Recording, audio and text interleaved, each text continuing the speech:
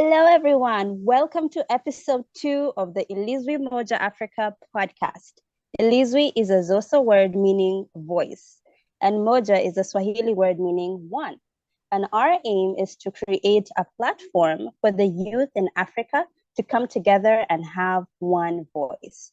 We aim to create a platform, to be a platform where young people of Africa, particularly young women, are able to voice out opinions about different topics from the African perspective in the realm of politics. My name is Harry Rianga. I am a pastor, an author, and a leadership coach at Shuja Rising Consulting. Shuja is a Swahili word meaning hero, warrior, and brave. I believe that everyone is a Shuja, and I aim to empower people with leadership skills so that they can become the Shuja that God created them to be. Now, allow me to introduce my beautiful hosts, co-hosts. I will start with Silindile Mdembu, and she is an academic reviewer from South Africa with extensive research on political science, particularly feminist theory and human rights. She has a master's degree in political science. My next guest is from the Kingdom of Eswatini, and she is an ecologist, and I am stalling pronouncing her name because I never get it right, but I'm gonna give it a shot. Kinile Zinisa. I feel I didn't get it right. You nailed it. I did. I got it. Right. Okay, listeners, this is me screaming in joy because I pronounced her name right. And her interests are in youth advocacy and climate justice. She has a strong academic background in conservation ecology, and she volunteers full-time with international and local environmental organizations.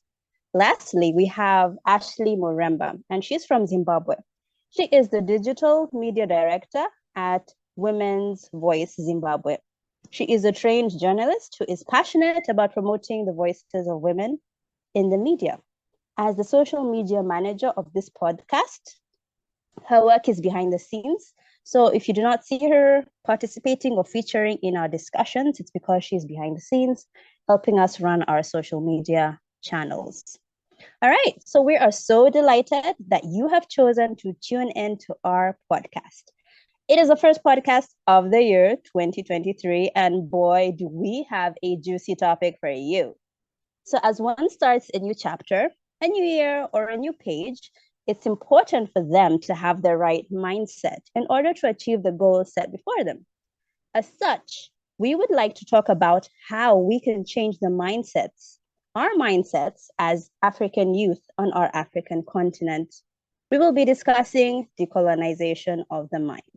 And this is part 1 of a 4-part series that we will cover over the first quarter of the year. Now, before we begin our discussion, please follow us on Twitter at Ilizwi Moja to continue our conversations. And also like our video and subscribe to our channel. Also, feel free to comment as we continue with our discussion. We would like to hear your thoughts on the matter. Now, let me just give you a small framework for our discussion. So in 2013, during the 50th anniversary of the formation of the African Union, formerly known as the OAU, Organization of African Unity, the leaders agreed upon a 50-year plan to develop Africa as a continent. This was the birth of Agenda 2063, and its main aspirations are as follows.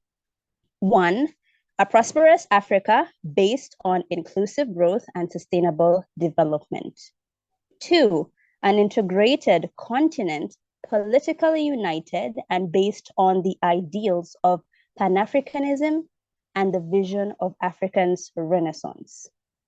3, an Africa of good governance, democracy, respect for human rights, justice, and the rule of law. 4, a peaceful and secure Africa. 5, an Africa with a strong cultural identity, common heritage, shared values, and ethics. 6, an Africa whose development is people-driven, relying on the potential of African people, especially its women and youth, and caring for children. And 7, Africa as a strong, united, resilient, and influential global player and partner. However, how are we to achieve this if our minds are still tuned to believe that Africa is a poor and corrupt nation, unable to govern itself? From the turn of the century, the African culture and heritage has been the target of foreign interference and destruction for selfish interests.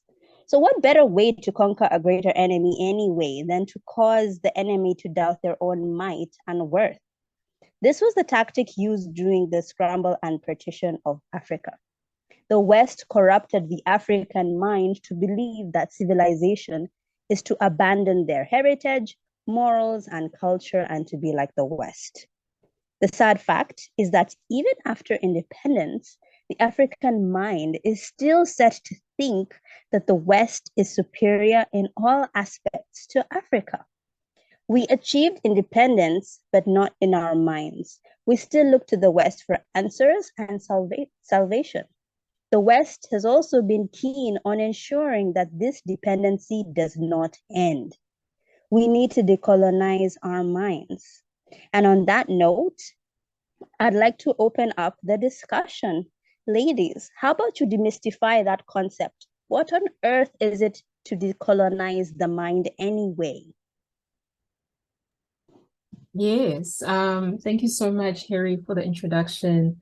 And yeah, what a juicy topic it is. What the heck does it mean to decolonize the mind, right? Right. I think, yeah, I think more than anything else, it's about sort of deconstructing a lot of stereotypes, a lot of bias, a lot of notions about certain information about an individual that has been almost how to say it, forced upon them. So like, for instance, notions of African individuals are, let's just say not intelligent.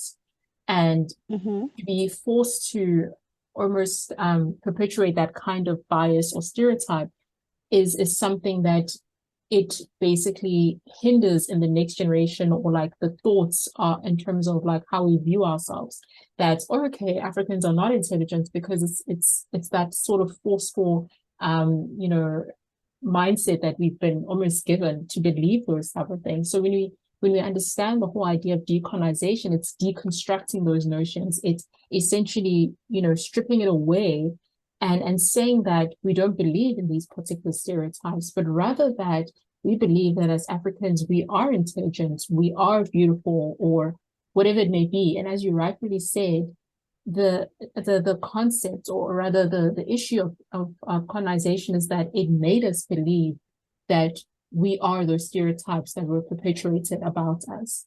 And so that's why it's so important to decolonize the mind. That's why we have to freshen the mind, so yes, that's how I see decolonization of the mind to be.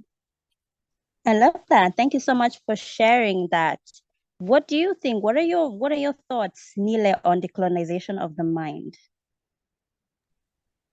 Oh my goodness. Asli, I think you just explained it so beautifully. But just to support what you've just said, I mean, it is a process of pulling apart those layers and layers of the way that we've been taught to think, the way that we've been taught about values and preferences. So we're trying to derive from, the colonial way of thinking, of which is the way that we have been influenced. So it is this process of looking deeper into our thoughts, our knowledge, and how we can critically examine what has been presented to us as a norm. So it's about us finding our own identities as Africans in this context, but also it's more than that. It's not just more than that, but moving from this implanted sense of degradation and inferiority. So it's intergenerational mindset shifts. So it's this process that we have to go through for us to find ourselves again as Africans. if I may put it like that. Thank you. Right, thanks. So what Lee is talking about is deconstructing the thoughts, how we have been thinking that was imputed to us from, colonial legacy, that we're inferior, or maybe our heritage is not as good as the West or as other people. And what you're saying is just what you're saying, Nile, is we just need to look into ourselves and just realize that we're of value. Like we need to unlearn some things that we have thought are the norm, but they really are not the norm. I like what I'm hearing, ladies. I just want to propel that discussion a little bit further. Let me just read a quote by a Kenyan political activist and author. He's called Ngugi wa Thiong'o, and he wrote an article called Decolonization of the Mind, the Politics of Language in African Literature. And this is what he had to say. Imperialism continues to control the economics, politics, and culture of Africa. Africans are still struggling to usher in a new era of self-regulation and self-determination. Decolonization of the mind seems to me something, it seems to me to do with self-determination and self-regulation of your own thoughts, of your own ambitions, of your own motives. So I just want to put it out there. Do you think there are two types of decolonization? Like, aside from, because we're talking about the African mind being decolonized, what about the Western mind? Do you think the West and just foreigners in general, do you think their minds needs to be not no, I think decolonization is not the right word now that they were not decolonized, but how do we also change their perspective towards us? I will only take the decolonization of the African mind part. It is a beautiful quote, by the way. When you read this beautiful work that Ngoki did. Now I'm struggling to pronounce someone else's name. So Yes. his focus was into languages. And for me, after reading his work, I'm like, yeah, it makes sense, because when you look at the language, you look at the culture, because it is like stories passed down through languages. It is also communication. So when you tell those people that they cannot use their own native language, that means the culture is lost. Those stories are lost. Their ways of being is lost. And now we have a society which is proud of having children that don't understand their native language or don't speak their native language. And that is one way in which we have to decolonize the mindsets of Africans, that we cannot romanticize that. It is not pretty, it's not cute. We must know ourselves. We cannot alienate ourselves. We cannot say that I'm only Swazi because I was born in Swaziland or in Eswatini. No, I need to know my history, my cultural background. I need to identify it. For me, it's identifying ourselves. And that will help us to then be able to change the mindsets of everyone else about us. If we don't know who we are through our language, through our culture, through our music, our songs, then no one will know who we are, because whatsoever we process in our minds is not in our languages. It's not in our way of being. It is in somebody else's language. It's somebody else's culture. We're passing someone else's culture, and that's when we seem to lose our way of being. So all in all, what I'm trying to say is that if we can focus on trying to conserve what we currently have, and understand that it is not inferior, it is a beautiful thing. When you talk about language being, a collective memory of people's experiences, you look at the poems that they write, beautiful. When I was at school, actually, we were punished for speaking in our vernacular. Either you got a beating or you got another severe punishment for just speaking your language. So you see how we have been perpetuating this mindset that our language is inferior. We have been continuing with so many things because we do not believe in ourselves. Okay, let me just end there for now and Sleek can continue. No, I wanted to say that I fully agree with what Danilo was saying, because it's so important to understand the sort of heritage that we have, the African traditions, the beliefs that we have, and how, oftentimes we lose those things because of the fact that we haven't decolonized our minds.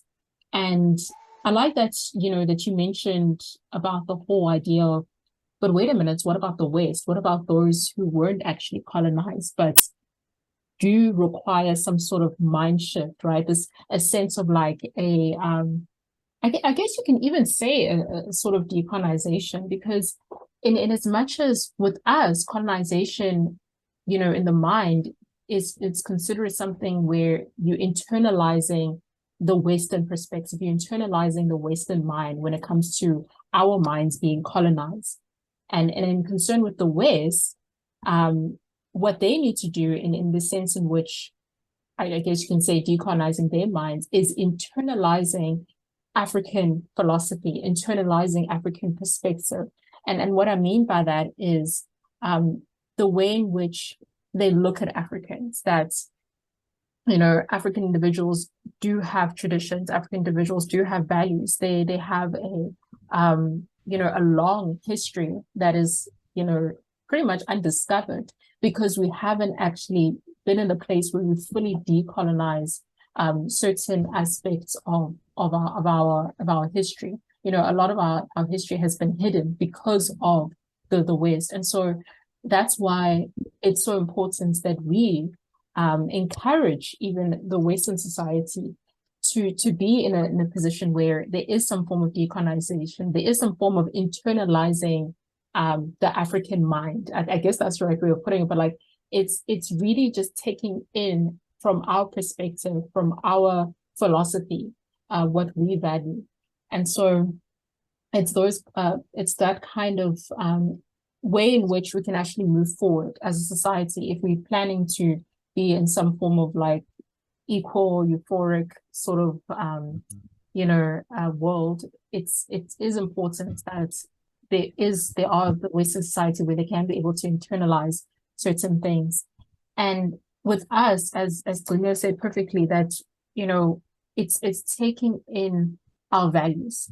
It's saying that when it comes to decolonization, that it's not necessarily that we are, how to say it's not that we were saying that Western society, or rather Western values, are completely stripped away from our society, from our African society per se, but it's saying that Western values are not our values. So it's kind of touches in the aspect of when we look into Western education. When we speak about decolonization, does that mean that we throw away completely the Western education in our African society? Not necessarily, but it's basically saying that that's not our only form of education, or that's not necessarily our only way of what you call it, of showing ourselves, of expressing ourselves, especially when it comes to when it comes to Europe university spaces where they are embracing looking into African history, or embracing languages in African languages. Yes, there is still English that is being taught in these institutions, but there's a need to embrace the African language. So it's those kind of things. So yes, I just want to stop there. Thank you. I like the discussion on how it's flowing, ladies. Just to reiterate or emphasize what has been said, decolonization of the mind is not necessarily throwing out the baby with the bathwater. Not everything Western is evil. I believe there's lots to be learned from different cultures, even in the African continent itself, because we're from different countries. There's so much we can learn from our neighbors. But just because we're learning different cultures and different ways of life, it shouldn't be at the expense of ours because we think that ours is inferior. And also, to be fair, some of our African cultures really are just not nice in the first place. They're actually detrimental. So we're also becoming more modernized. So we're leaving some traditions which are not necessarily helpful, and even some are harmful. But that doesn't mean that our culture is totally barbaric. we have to become Western. So I think it's just realizing there's some good in the Western culture. Can we borrow that so that we can make ours better? But just because we're borrowing, it doesn't mean that ours is inferior, that ours is any less better. I think that's basically what we're trying to come out with here. And if I may add on that, Harry, so this is the whole process that we're talking about of the decolonization of the mind, whereby we have to learn that, oh, we also have a very nice, interesting culture. We also have these beautiful languages. We also have all of those things. But then also unlearning those colonial mindsets that we have been taught, but also learning that we can balance now that we know, now that we have been, empowered, we know that there are different worldviews, we know that there are different cultures, then you can make a choice and then you can balance it out. That's so true. I feel in this regard, as far as the colonization of the mind is concerned, I don't really want to blame the colonizers. I mean, that was almost it was years ago, we achieved independence. I think the current perpetuation of decolonization of the mind might be the fault of our African leaders. Have you ever wondered why every time there's an advert, there's an advert for some humanitarian organization and they're portraying a country in Africa, there's always that one child with a fly on their face and snot coming down from their mouth? Like, honestly, which president allowed that picture to be the representation, the total embodiment of their country? Every time they show pictures of Africa, it's some arid area with a hut and they're dying cows.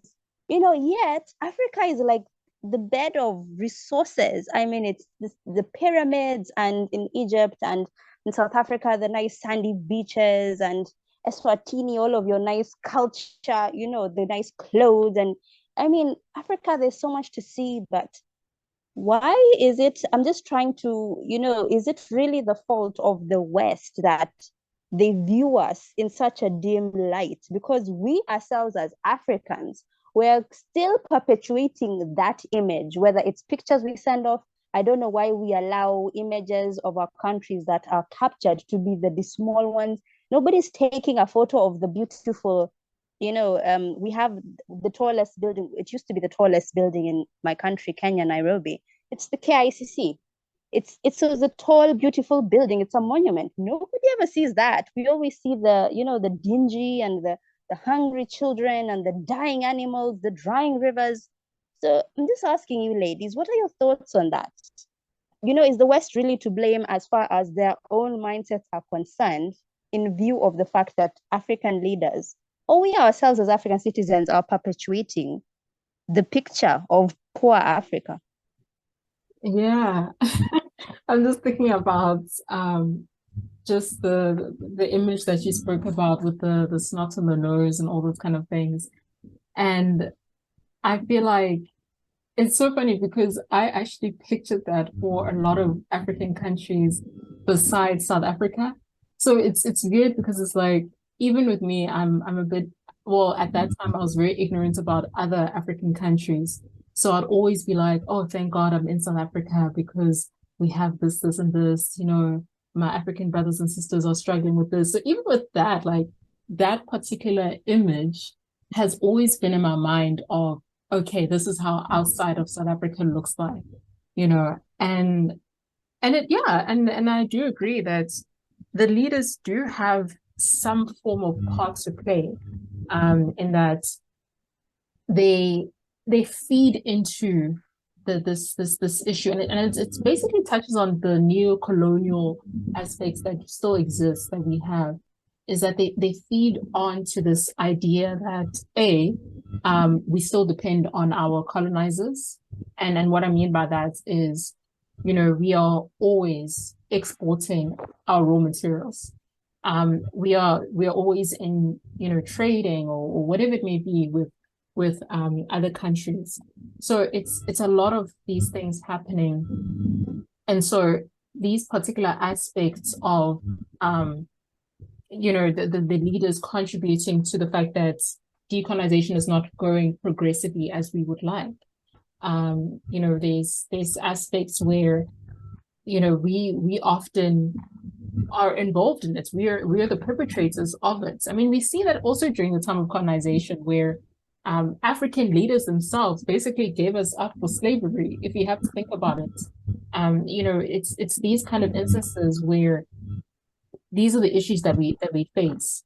And so it kind of does make you think as to what can happen, what needs to take place, especially because African leaders are still in bed with people who are represented as colonizers. And so yeah, that's what I just wanted to say.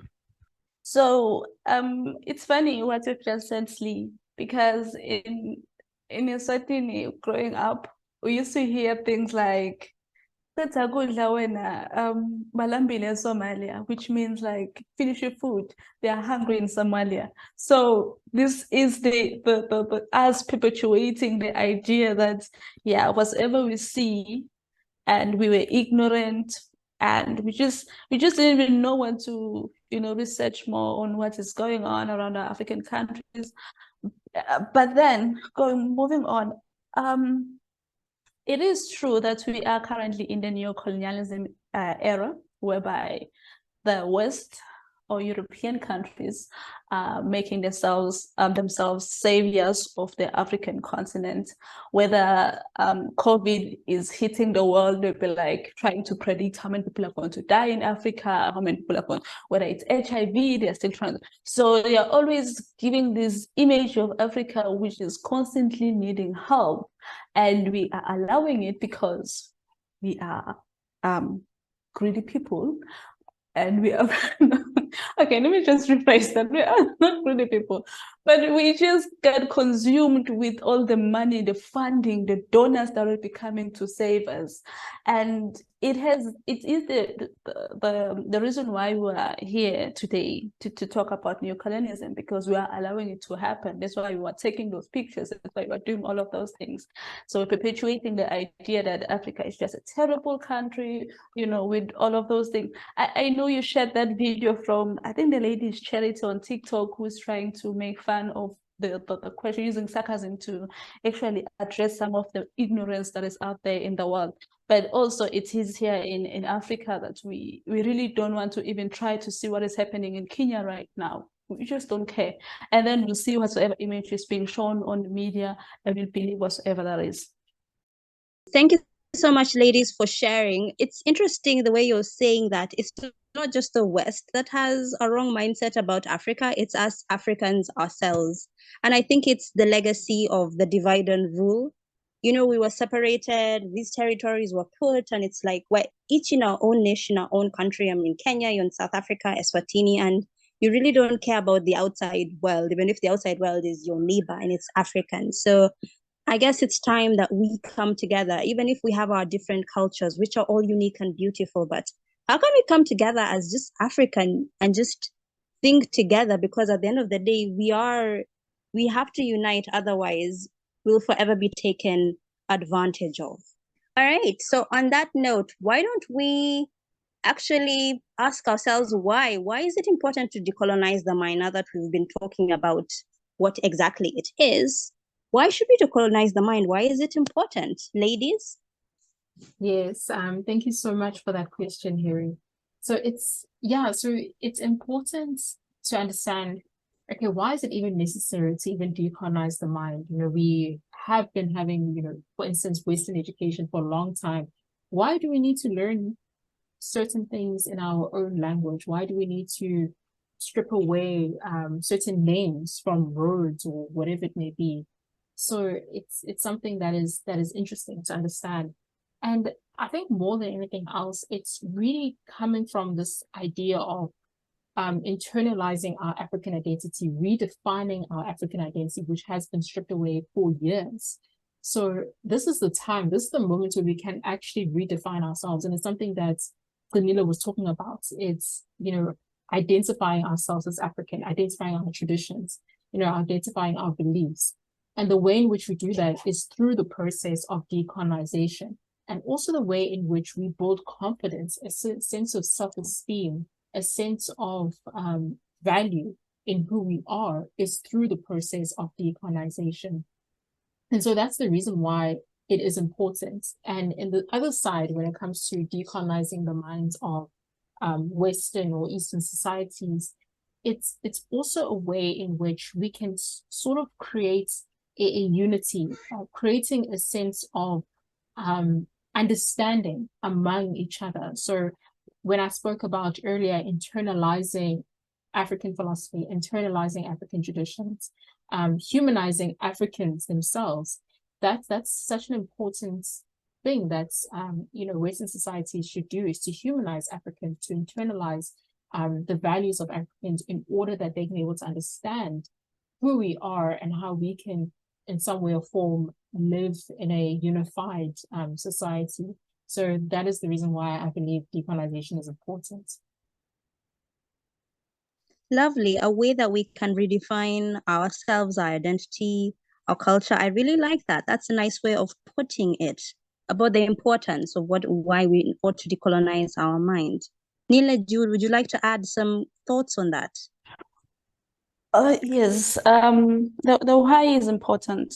The why will really help us think deeper about ourselves, because how one perceives themselves affects how they look into their culture, into politics, into finances, into the environment. Basically, it affects their whole being. So if we still look at ourselves as these poor victims who are mentally degraded and who are inferior to everyone else, then we'll never achieve anything as Africa. So, but then it is to take a lot from us, because we've had generations and generations of people who had to be stripped of their culture, of people who have been made to feel shame of their names, of their history, of their languages, of their dance. I mean, we are sometimes labeled as loud, like as if that is barbaric, but that is who we are. It can't just be. I cannot be hanging out with my fellow Swazis and we're like all quiet and what's not. We are happy people. We are loud. That is us. And so you have all of these things that have been, put into your mind. So it is important for mental resilience, for us to achieve the agenda, the AU agenda. We need to be mentally strong. We need to be able to reclaim our pride, of being proud of your crown, or your skin tone, or whatever it is, or your capacities, because that's on its own. If you are not proud of yourself, if you do not, if you cannot identify yourself in this world as an individual or as a nation, then you lack confidence to go to the global platforms to talk about finance, or to talk about the environment, to talk about anything really, because of your mental state. So the confidence of knowing who you are through this decolonization of the mindsets will make us achieve our agenda, and it will strip those intergenerational layers of disliking ourselves and make us better human beings,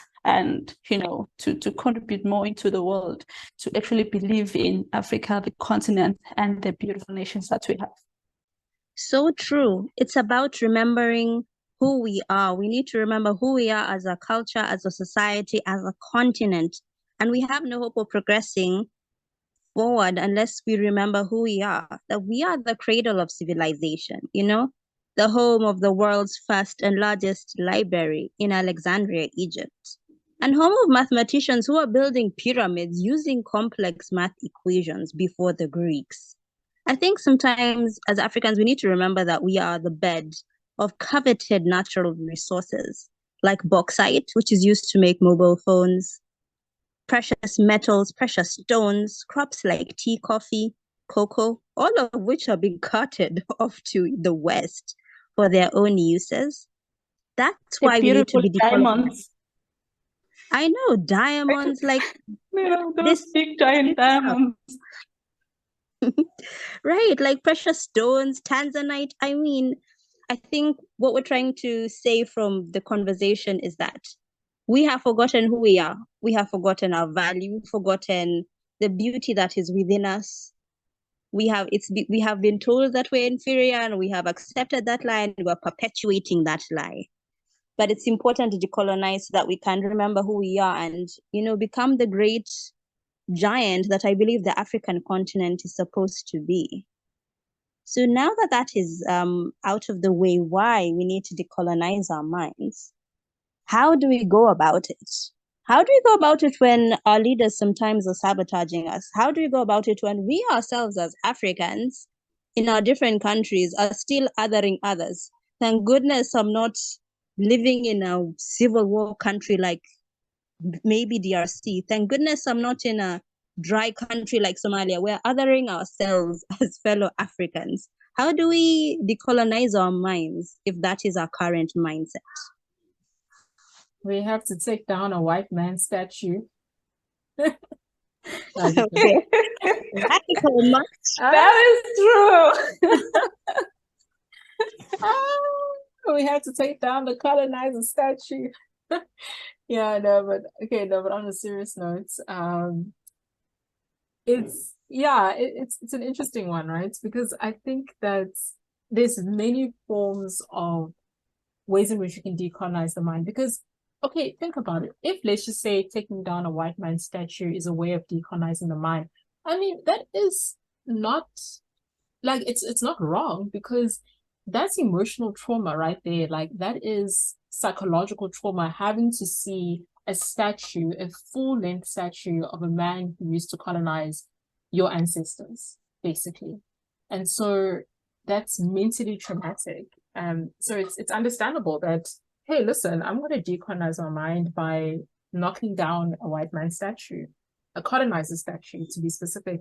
And so there's ways that people can look into it. I think with Steve Biko, who is a South African leader, very great South African leader back in the day, during apartheid, he basically just advocated for decolonization of the mind. He advocated for Black people to see their Blackness as not something that is inferior, but something where it is powerful, something where there is beauty in Blackness. And so perhaps decolonization of the mind means looking into our confidence, our self-esteem, re-identifying who we are. So it's those kind of ways of decolonization, decolonizing our minds. Perhaps it's even looking into education, into literature, that it's not nice. Maybe somebody might be like, it's not nice to always read these theories from these white old men. It's like, why can't we read theories, from African individuals like Frantz Fanon and so it's a way of decolonizing your mind, because you're like, I'm actually understanding the perspective of the writer, because the writer looks like me. And so that's a way in which your mind can be decolonized. And so, yeah, that's what I think. So your ways started rather radical, taking down statues, although one might argue the statue is also a part of history so that you don't forget what your ancestors went through, and so that you don't allow that kind of suffering to happen again. I'm not saying it's right or wrong. I'm just giving that perspective in case anybody wants to throw a stone at me. All right. Anyone else? Nile, what do you think? Definitely, taking down those statues. I'm with you, Lee. I will help you with that. But Amanda.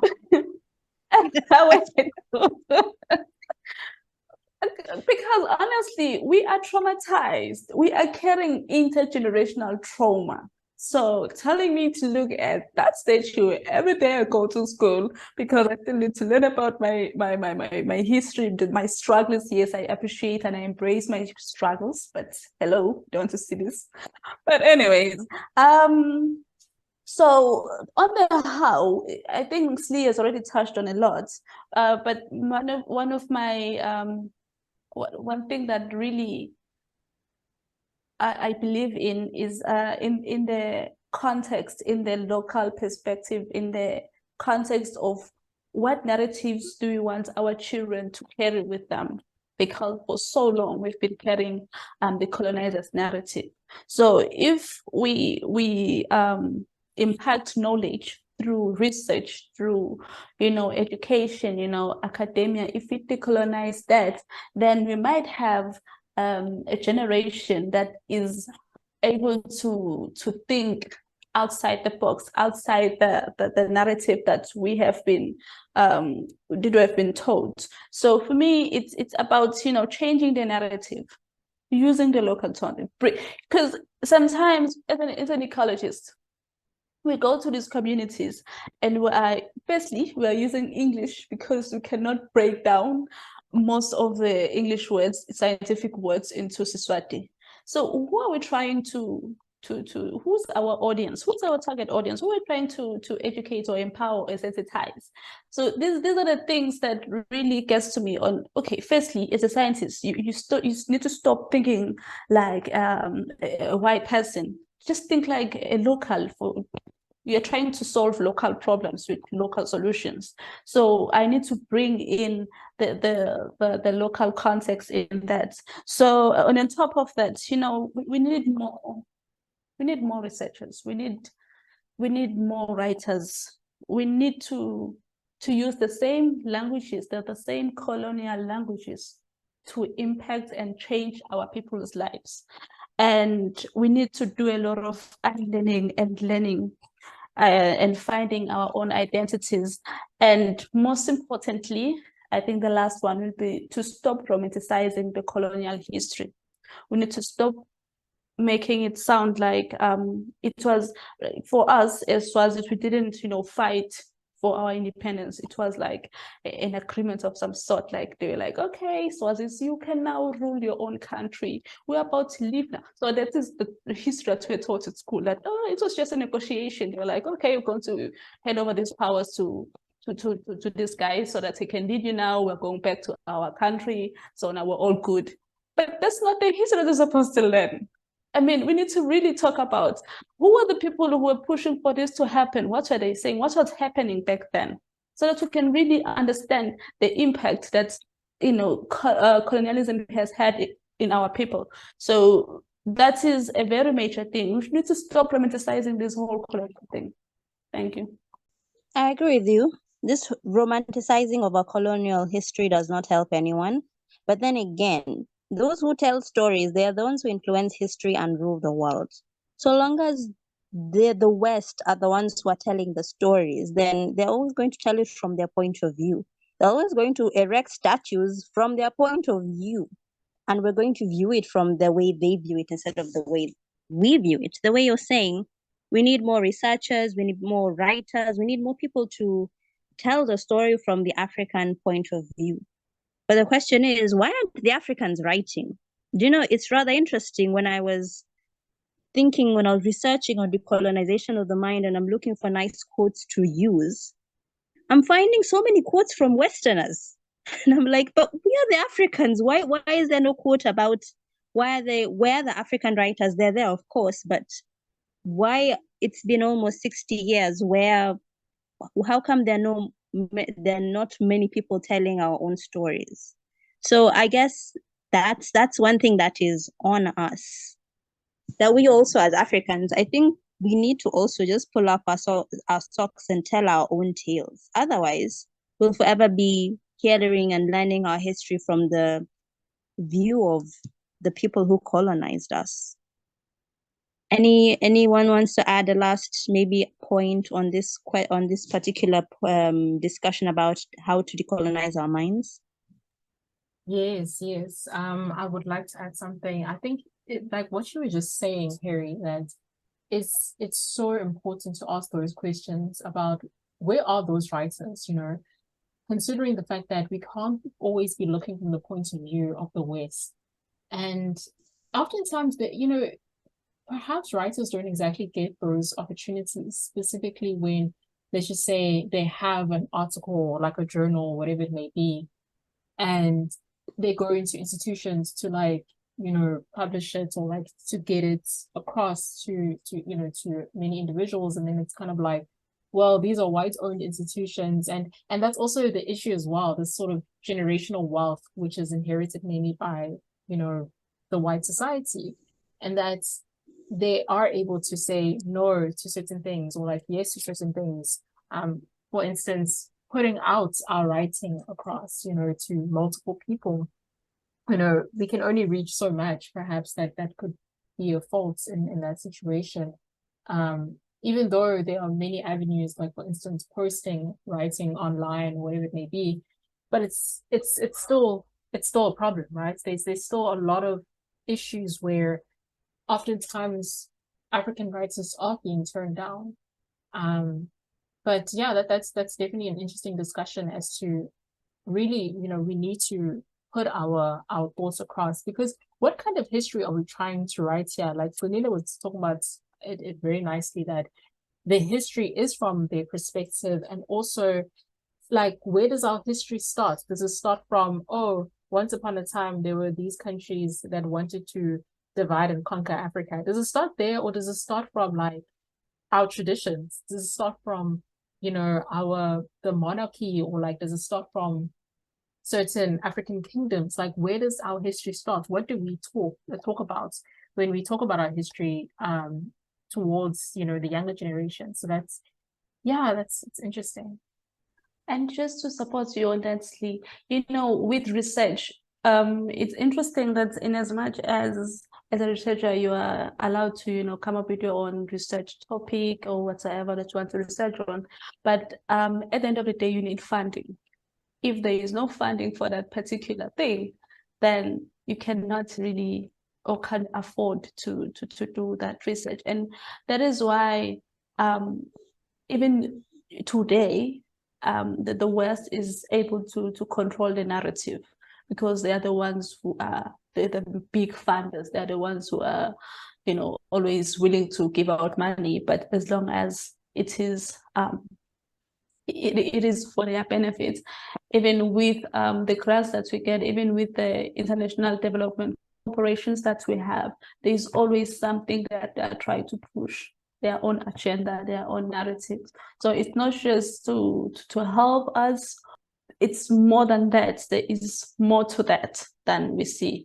And that is why that I'm trying to say that is the only reason why we don't have more researchers or more literature for different, topics. But it is one of the way that they're still controlling the narrative, and we cannot run away from that. That's true. It kind of feels like you're between a rock and a hard place. Like, the researchers are there, but maybe the funding is not there, or even if the funding is there, it is to the tune that they want. Yeah, so I'm totally getting that. Now, I want to end with our last question. What efforts have been made to decolonize the mind, if any, and who is to make that effort? There's no efforts. Nothing. None. None. I was like, there's no efforts. Obviously done with myself. Yes. There has been efforts. There's been a huge difference from, back in the day where, like, as Glenila was saying very well, that there's that whole issue of the white man savior, where it's kind of like, the white man is the one who is protecting Africans. And yes, we have that situation happening right now where the white man is like giving us funding and all those kind of things. They're the source of knowledge, for instance. And now it's different. Now it's that we can actually generate our own knowledge. We can be able to generate our own, academic writing, literature, our own theories as Black individuals, as Black intellectual individuals. And so there is that difference, in as much as, yes, it's not necessarily to a point where it's, completely a shift. However, those sort of moments where we see that, okay, Africans are becoming themselves. They are, redefining themselves. We're redefining ourselves in the fact in which, and just going back to our academic institutions, that languages are now being more embraced. We're seeing as well how certain languages that are African languages are also being expressed in like Western societies, in American academic institutions, where they're now teaching, Zulu or Yoruba languages and so forth. So that's also quite interesting, because it kind of goes into this whole idea of decolonization of the mind. and how the fact that we are embracing the beauty of languages, we're embracing the beauty of Blackness. And so we do see those moments of decolonizing the mind, or the efforts that are being made, but definitely more efforts would be encouraged. Oh, yes. For me, even this platform right now, it is a step towards decolonizing the mind. It is something, it is an effort that we're trying to do. So I appreciate that we live in an era whereby anyone can talk about anything really. So the freedom for us to express ourselves in these digital platforms is one way of decolonizing the mind. It's an effort that we're making towards that. And on top of that, I would just want to say that we haven't really moved in the pace that I would say that I appreciate, because you know, there are systems, there are policies that are in place. They were in place back then, and you have an act from 1912, and we are in 2024. Why are those policies not changing? Because they were serving a purpose for. So I would say that our leaders are currently using the same playbook that our colonizers were using. So for as long as we do not have the same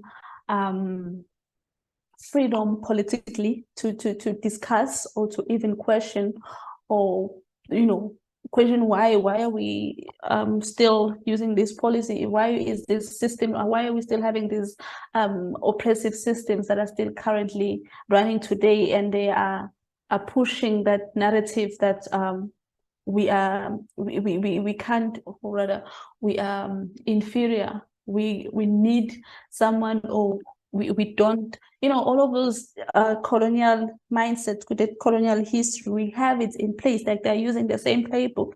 So for me, I would say that yes, we are trying, but there's still a lot of work to be done, and we are far from it. We're looking, at the political perspective. Right. There's some small effort being made. We're trying to make that effort ourselves, but even realizing, I think the first step in decolonization of the mind is realizing that your mind is colonized. Because I think sometimes some of us Africans have not yet woken up from that slumber, just to realize that our way of thinking is not correct, that we need to unlearn some things, we need to redefine who we are as Africans, we need to be proud of who we are as Africans. That's all we have for today. I want to just ask the ladies if they have any parting shots. Any parting shot, because that's, I'm afraid, where we're gonna have to end our discussion. Yeah, I just have just last words, that decolonization of the mind is such an important aspect that we have to continue learning about, because I honestly think that it is a continual thing, right? I mean, especially because neocolonialism still exists, and it's here, and it's living on. So it is an aspect where we have to constantly decolonize our mind, and in both ways. And so I think encouraging that, encouraging more of self-reflection, and encouraging more of an understanding and acknowledgement of certain things that requires a need to sort of decolonize, or to sort of think through, or to sort of change, changing our perspective, changing the way we do things, in order to embrace more who we are as Africans. So yeah, that's what I just wanted to say. But beautiful podcast, loved it. Yep. It was really nice. We are privileged because we get this platform to actually discuss such issues and still enjoy it. So I feel privileged right now. But what I want to say is that our African fellows, let's embrace ourselves. Let's love. I love my name. I love the fact that a few people can pronounce my name. Honestly, I love it, and I love my melanin. I'm dripping melanin. I am proud of my crown. I love being all, loud and what's not. I love being African. So for as long as I see these things as, my strength and my pride, I know that we can achieve a lot. We can achieve the Agenda 2063, we can achieve a resilient Africa, we can be united, and we can, be much happier. I love being happy. Thanks.